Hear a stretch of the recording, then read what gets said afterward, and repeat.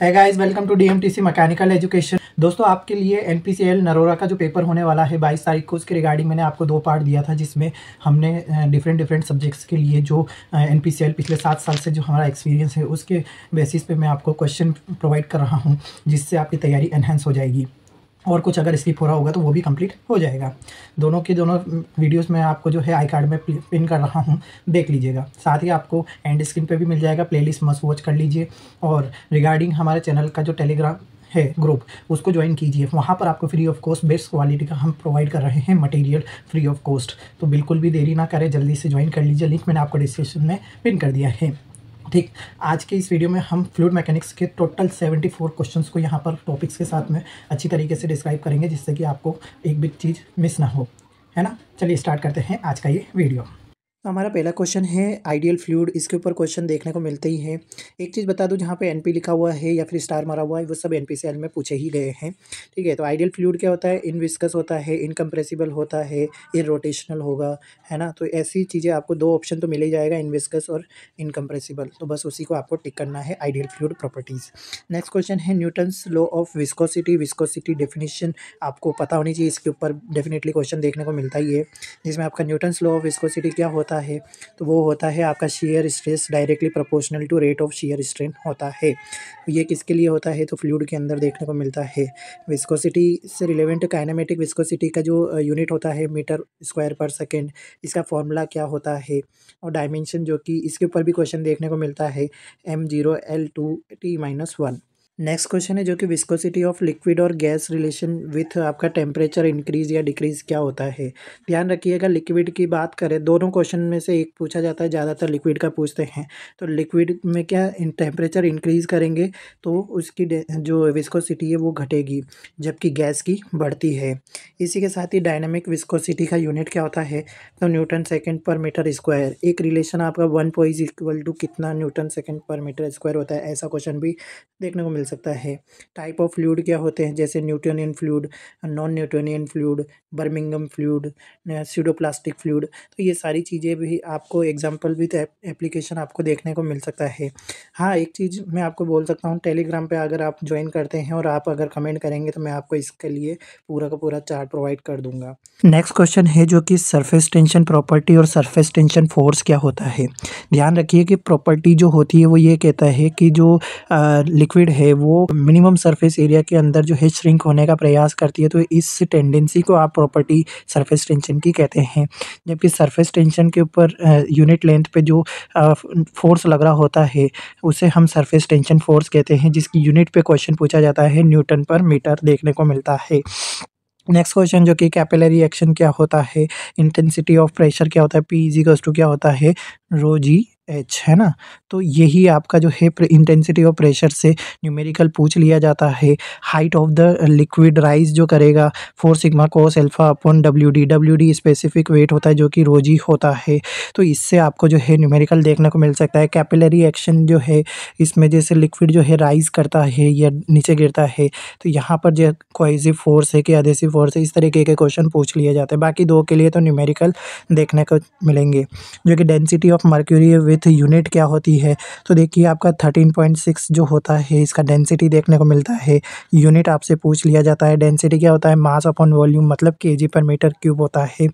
Next आप देख सकते हैं एक एटमॉस्फेरिक प्रेशर कितने के बराबर होता है? ये वेरी इंपॉर्टेंट क्वेश्चन है, जो कि 1.01325 बार। मैं तो कहूँगा जितने भी कन्वर्जन है वो जरूर पढ़ के जाएँ, एक ना एक क्वेश्चन तो आता ही है। और इसी के साथ ही एक एटमॉस्फेरिक प्रेशर जो होता है वो आपका 10.3 मीटर ऑफ सी वाटर जो होता है सी लेवल तक, वो आपका यहाँ देखने को मिलता है। 760 mm ऑफ Hg। ये तीनों के तीनों जो प्रेशर और मीटर हाइट Hg, इन सभी का जो रहता है वो सी लेवल से देखने को मिलता है। नेक्स्ट है जो कि आपका 1 पॉइज इक्वल्स टू क्या होता है? तो 10 की पावर -1 न्यूटन सेकेंड पर मीटर स्क्वायर होता है। ठीक, और इसी के साथ ही 1 स्ट्रोक इज इक्वल्स टू क्या होता है? 10 टू पावर -4 मीटर स्क्वायर पर सेकेंड। ठीक है, तो ये दोनों में से एक कन्वर्जन के ऊपर न्यूमेरिकल पूछने को देखने को मिल सकता है। और बात करें आपका एडहेसिव और कोहेसिव फोर्स क्या होते हैं, तो जब लिक्विड पार्टिकल एक ही प्रकार के जो पार्टिकल है एक दूसरे को अगर अट्रैक्ट करते हैं तो ये कोहेसिव फोर्स होता है, जबकि अधेसिव फोर्स जो होगा उसमें डिफरेंट डिफरेंट पार्टिकल एक दूसरे को अट्रैक्ट करते हैं तो इसे अधेसिव फोर्स कहते हैं। और भी आप क्वेश्चन देख सकते हैं जो कि density of water maximum at the कितने डिग्री पर होता है, तो 4 डिग्री सेल्सियस पर होता है। नेक्स्ट क्वेश्चन जो कि shear stress in the static fluid में जो होता है वो ऑलवेज जीरो होगा। ये very very important question concept है। एक नेक्स्ट क्वेश्चन है जो कि एक फ्लूइड जो है इज ए सब्सटेंस दैट, तो फ्लूइड एक सब्सटेंस वो क्या होता है, तो can not remains at the rest under the any shear force, किसी भी शियर फोर्स में वो रेस्ट में नहीं हो सकता। जैसा कि यहाँ पे मैंने स्टैटिक में बताया ऑलवेज जीरो ही होगा अगर स्टैटिक होगा तो, या फिर रेस्ट में होगा तो। नेक्स्ट जो कि ड्रॉप जो होती है इसमें pressure intensity 4 sigma by D होता है, बबल के लिए 8 सिग्मा बाई डी होता है, और जेट के लिए जो प्रेशर इंटेंसिटी होती है वो आपका 2 सिग्मा बाई डी होता है। इसको याद रखिए, जे डी बी। कैसे याद रखेंगे, जे मतलब जेट, जेट का क्या होता है 2 सिग्मा, डी मतलब ड्रॉप, ड्रॉप का होगा 4 सिग्मा बाई डी, और बबल का होगा 8 सिग्मा बाई डी, यानी कि ये ठीक है, ध्यान रख लीजिएगा। नेक्स्ट आपका कैविटेशन अकर्स ड्यू टू, तो कैविटेशन किसके कारण होता है, तो लोकल प्रेशर जब वेपर प्रेशर से भी डाउन चला जाएगा तो क्या होगा, बबल्स फॉर्म होगी और वो जाके जब कैविटी बनाएंगे, ठीक है, तो उसी को कैविटेशन की प्रोसेस कहते हैं। और इसी के साथ ही कंप्रेसिबिलिटी पे आपसे क्वेश्चन पूछा जाता है, डेफिनेशन वाइज ही पूछा जाएगा कि भैया अगर मान लो वॉल्यूम में चेंजेस हो रहे हैं फोर्स लगाने पे तो इसे क्या कहेंगे फ्लूइड के, तो ये कंप्रेसिबिलिटी है का गुण होता है। नेक्स्ट क्वेश्चन जो कि एक ऑयल है जिसकी स्पेसिफिक ग्रेविटी 0.9 दे रखा है, विस्कोसिटी ऑफ आपको 0.28 स्ट्रोक्स दे रखा है, तो एट द 38 डिग्री सेल्सियस पर क्या होगा, will be the viscosity in newton second पर मीटर स्क्वायर। तो देखिए स्पेसिफिक ग्रेविटी बराबर क्या होता है, डेंसिटी ऑफ फ्लूइड बटा डेंसिटी ऑफ H2O। तो बस यहीं से फ्लूइड बराबर क्या होगा, Hg इंटू H2O। अब चूंकि आपको स्पेसिफिक ग्रेविटी फ्लूइड की कितनी दे रखी है, ऑयल आपका फ्लूइड ही है, तो 0.9 इंटू 1000 हो जाएगा वाटर की इस डेंसिटी। तो यहाँ पे 900 केजी पर मीटर क्यूब आपको आंसर देखने को मिलेगा।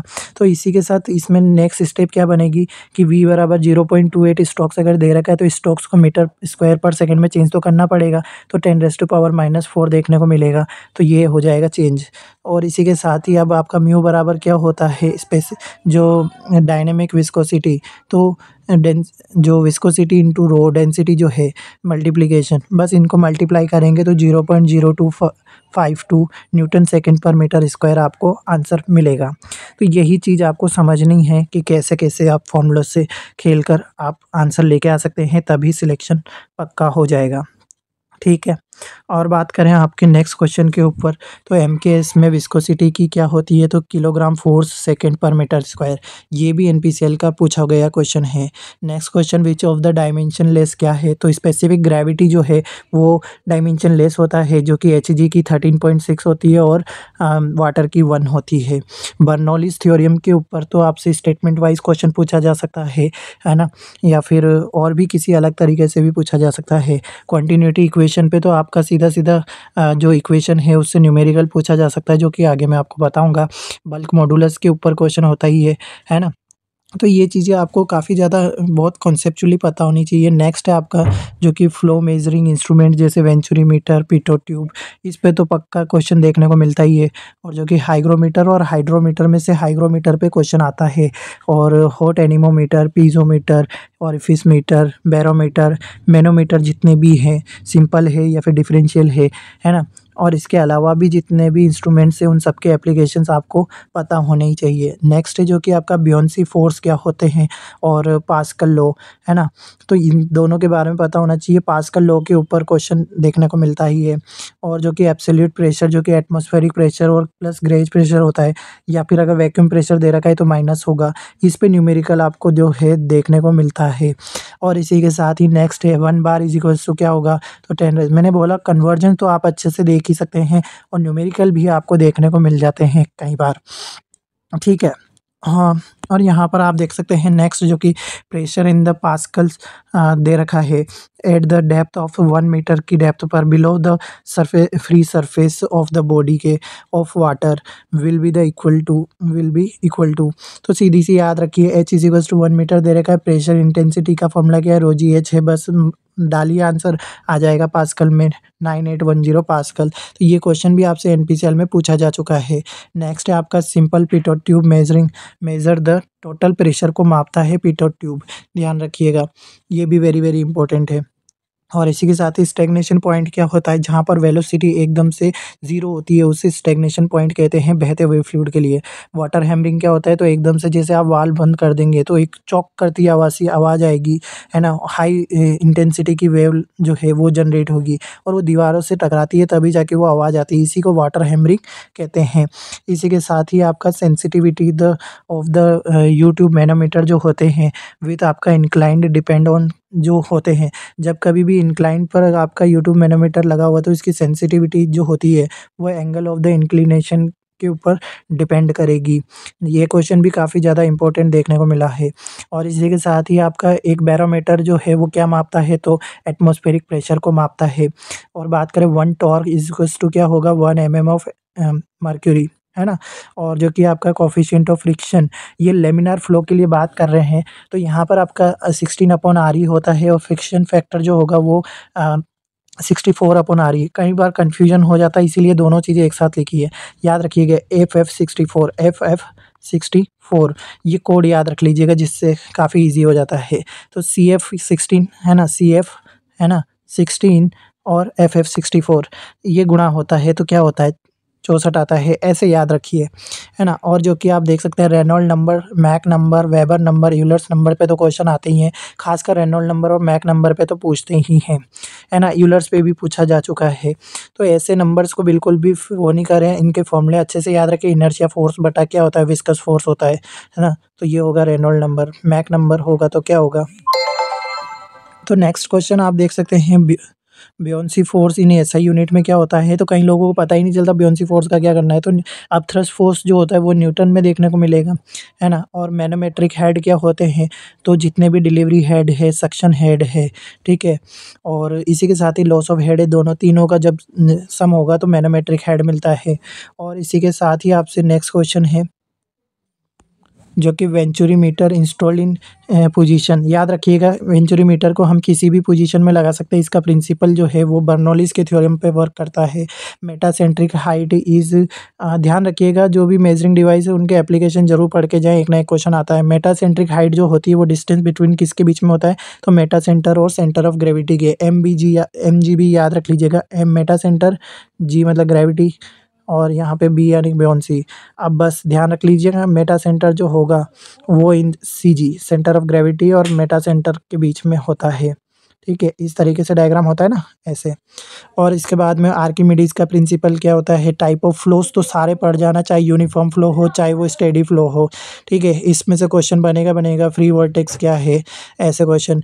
और जो कि आपके लेमिनार टर्बुलेंट फ्लो जो होते हैं उसमें आपका रेनॉल्ड नंबर क्या रहना चाहिए, लेमिनार होगा तो वो 2000 से नीचे होगा, टर्बुलेंट होगा तो 2800 से ऊपर होगा।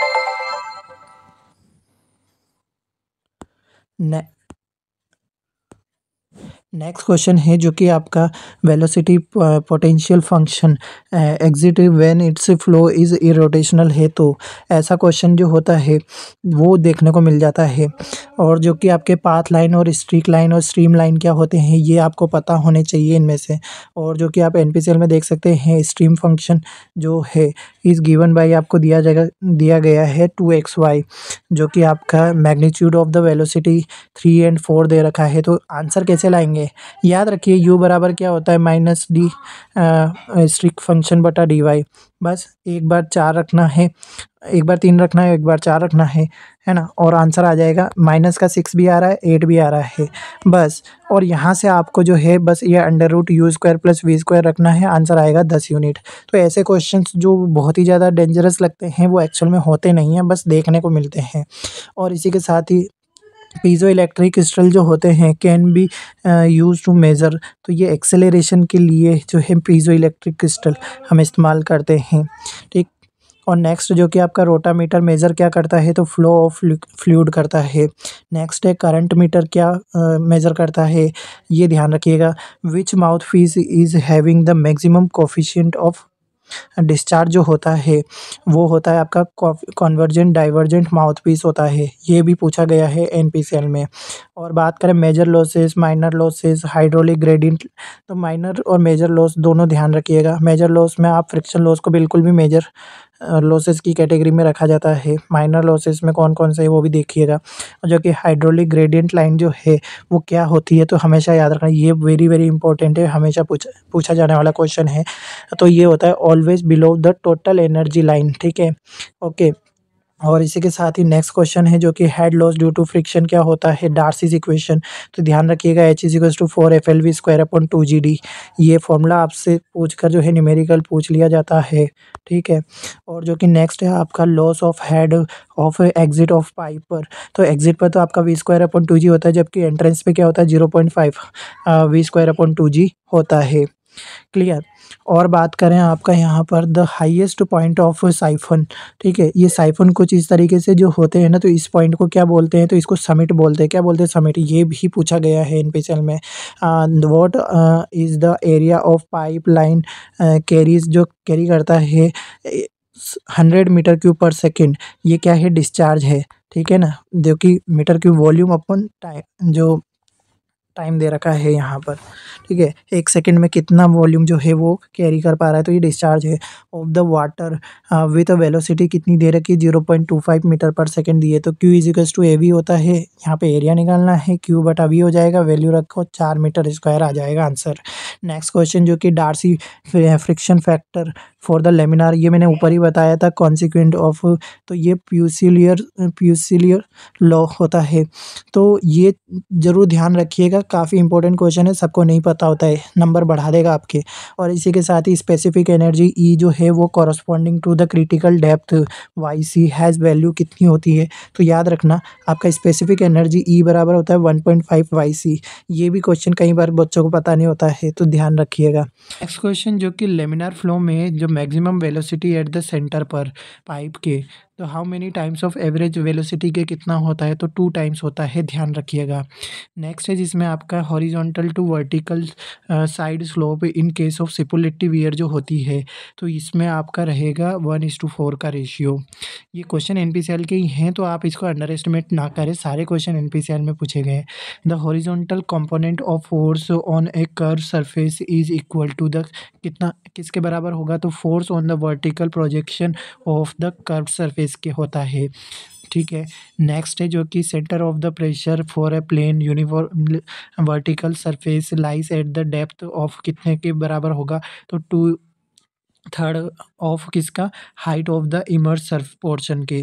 और इसी के साथ ही नेक्स्ट है जो कि centre of pressure on and immerse surface is, तो centre of pressure on the immerse surface के किसके बराबर होगा, below the centre of gravity. ध्यान रखिए MGB याद रख लीजिएगा, metacentre, centre of gravity और बियॉन्सी फोर्स, बियॉन्सी।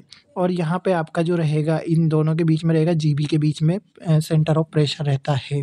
नेक्स्ट जो कि थ्योरेटिकल वेलोसिटी √2GH पे न्यूमेरिकल पूछा जाता है।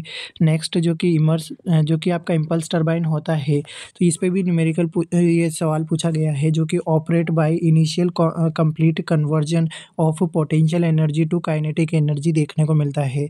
नेक्स्ट क्वेश्चन है जो कि 64 आपका फ्रांसिस टरबाइन जो होती है वो इनवर्ट फ्लो इम्पल्स टरबाइन होती है, इस पे देखने को मिलता है क्वेश्चन।